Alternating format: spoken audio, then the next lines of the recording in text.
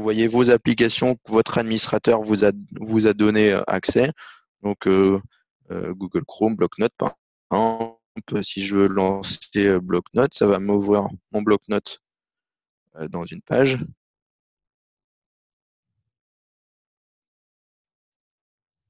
Et voilà, vous avez Bloc-Notes.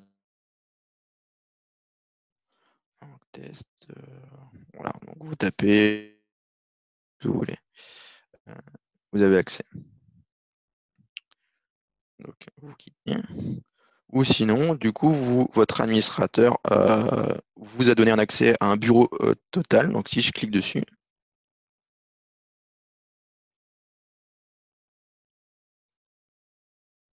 là, vous arrivez en fait sur un bureau. Si je me mets en plein écran, vous allez bien voir que hop, vous pouvez vous mettre en plein écran.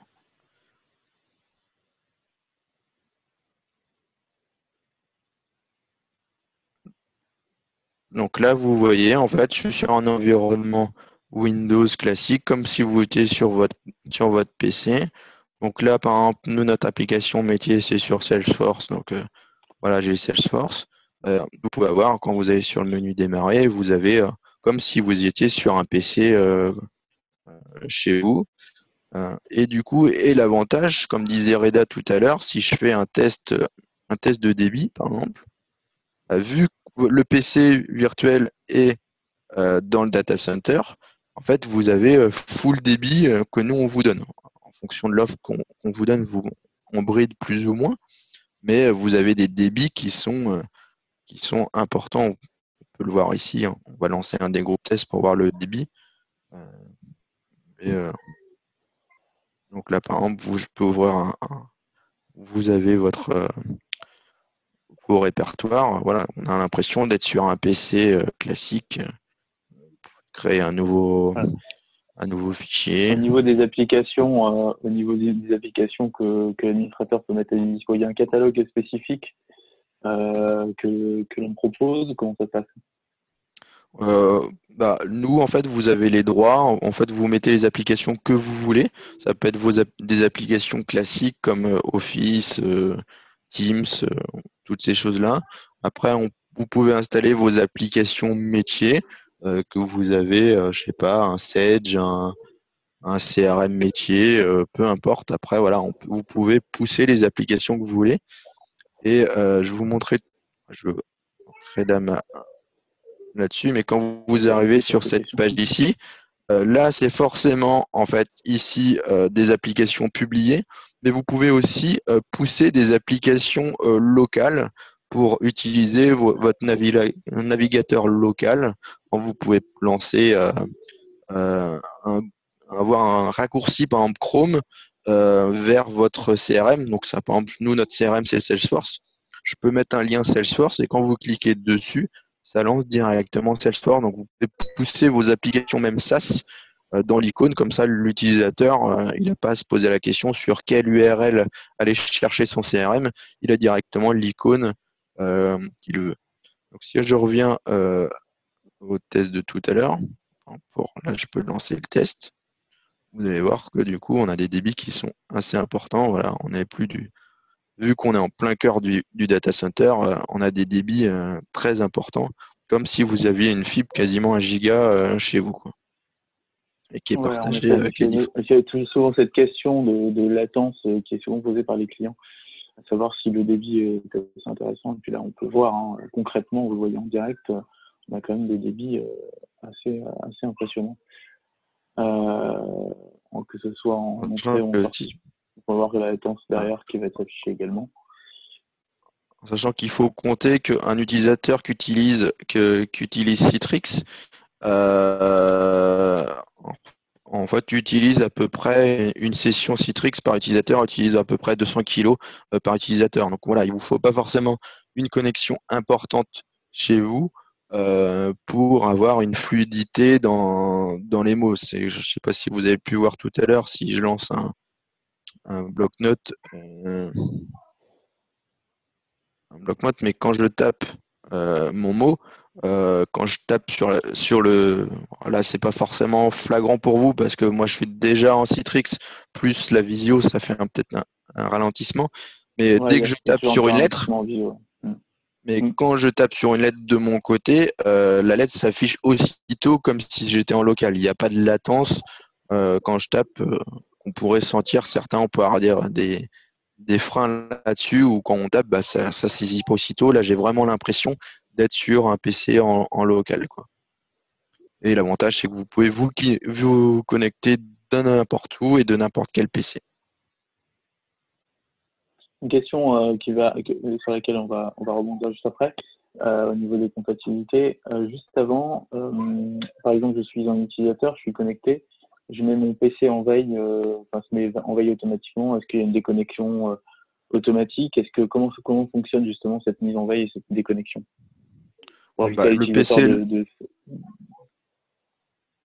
l'avantage, c'est perdre que du là, temps si vous met en pour veille, par jouer sur exemple, un PC? ici, si je suis en veille, par exemple, ici, si je pars l'avantage, j'ai tapé ici, j'ai pas sauvegardé, par exemple, donc je ferme ma fenêtre, par exemple, ou je fais, je sais pas, je me déconnecte, par exemple. Typique, vous êtes au bureau, le soir, vous partez de votre bureau, vous rentrez chez vous à la maison, et puis le soir, bah, vous avez une petite tâche à faire après manger.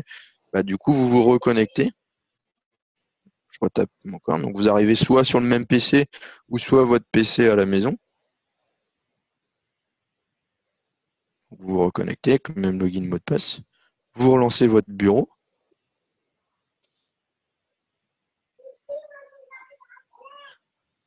Et là, vous retrouvez votre bureau comme vous l'avez quitté. Donc, même par exemple, si j'éteins mon PC, a plus de batterie, il s'éteint, c'est automatiquement, vous retrouvez votre bureau à l'identique euh, que de n'importe quel PC que vous vous connectez, quoi. C'est l'avantage. Très bien. Alors, on a une question sur la partie compatibilité, ce que vous avez dit tout à l'heure. Compatibilité avec macOS ou Linux, alors, est-ce que c'est possible? Bah là, comme C'est vous pouvez le compatible. voir, je suis sous Mac, donc c'est compatible. La partie Citrix Receiver est compatible avec Mac, Linux, Windows. Il y a même les Chromebooks. Du coup, la partie web, bah, à partir du moment où vous avez un navigateur web, c'est du HTML5. Donc du coup, c'est compatible avec, peu importe, ça peut être aussi compatible avec un iPhone, avec une tablette Samsung, un iPad. Voilà, vous pouvez vous connecter de où vous voulez. Typique, par exemple, si vous êtes dans le métier du TP, par exemple, bah vous avez une tablette avec une SIM 4G. Bah voilà, vous avez besoin de consulter les plans, bah vous vous connectez en Citrix. Au lieu de télécharger des plans qui D'accord. peuvent être volumineux en 4G qui seront impossibles, là, vous les visualisez dans votre environnement Citrix qui prend 200 kg à peu près. Donc, du coup, c'est fluide et vous pouvez regarder vos plans sans souci sur votre chantier en 4G, quoi. Alors, la question, c'était si on peut se connecter à un environnement Linux ou macOS. Non, aujourd'hui, c'est que publication de bureau Windows. Ouais, on ne peut pas publier un bureau. En effet, donc c'est comme une. Voilà. Question aussi, est-ce que c'est de la virtualisation d'appli ou du bureau, mais pas vraiment du VDI? La question, en fait, c'est de savoir si on a sa propre VM. En fait, du coup, vous avez alors, il y a différentes choses. Vous avez du publication d'applications que je vous montrais au début, qui est un peu les applications ici où vous publiez vos applications. Vous avez la publication de bureau, où là c'est un peu, du coup, c'est sur ce qu'on appelle VDA en Citrix, c'est que sur le même serveur, vous avez X utilisateurs, donc là vous partagez. Après, on peut faire aussi vraiment ce qu'on appelle de la VDI, c'est vraiment, vous avez une machine dédiée par utilisateur qui vous permet, entre autres, si vous voulez mettre de la puissance graphique, donc sur votre machine, c'est dédié à l'utilisateur, et du coup, vous mettez de la puissance graphique dessus pour faire tourner de l'AutoCAD, toutes ces applications qui pourraient être gourmands en ressources 3D, par exemple. Ça, c'est possible. Donc, il y a 3 modes, soit On a application, des cartes soit bureau. GPU qui sont assez puissantes. Ouais. C'est ça. Ben, en fait, on a des cartes graphiques qui sont dans nos serveurs et du coup, on peut, comme en fait dans la virtualisation, on a des CPU physiques, on va vous attribuer des vCPU. Ben, on fait la même chose sur les ressources graphiques où ça va être pas du CPU mais du GPU, de la ressource graphique. Le coût pour une licence Citrix. Le coût pour Une licence Anthony Citrix. Ouais, là, c'est donner un coût comme ça, c'est compliqué parce qu'en fonction de votre environnement, de vos besoins, parce que si vous êtes sur un environnement, je vais dire standard avec Word, Excel, vous n'avez pas besoin de beaucoup de ressources, ou pour avoir des CRM ou des applications métiers qui demandent beaucoup de RAM, donc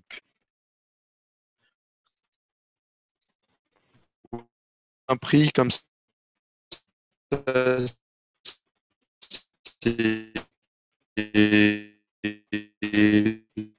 Tout va dépendre des besoins. de la Après, voilà. Poser le coût. On a forcément une licence, en effet. Ensuite, on va avoir l'infra qui va être derrière et les services qu'on va associer. C'est ça. En fait, il y a un coût sur l'infra Citrix pour vous permettre de publier l'application. Donc ça, c'est un coût. Après, vous avez un coût sur ce qu'on appelle les VDA ou la partie VDI si vous êtes en GPU. Voilà, en fonction du nombre d'utilisateurs, on va vous mettre des serveurs. On met à peu près entre 15 et 20 utilisateurs par serveur qui seront dimensionnés en fonction de vos applications métiers que vous avez dessus. Et à côté, vous avez aussi des serveurs applicatifs, par exemple un Sage, une base SQL, une base MySQL, voilà. Donc en fonction de tout ça, le prix est vraiment diffère en fonction des clients. Très bien. Est-ce que en effet le tarif est identique en client web ou client via VPN? Le tarif est le même. Après, il y a juste un surcoût pour la partie token.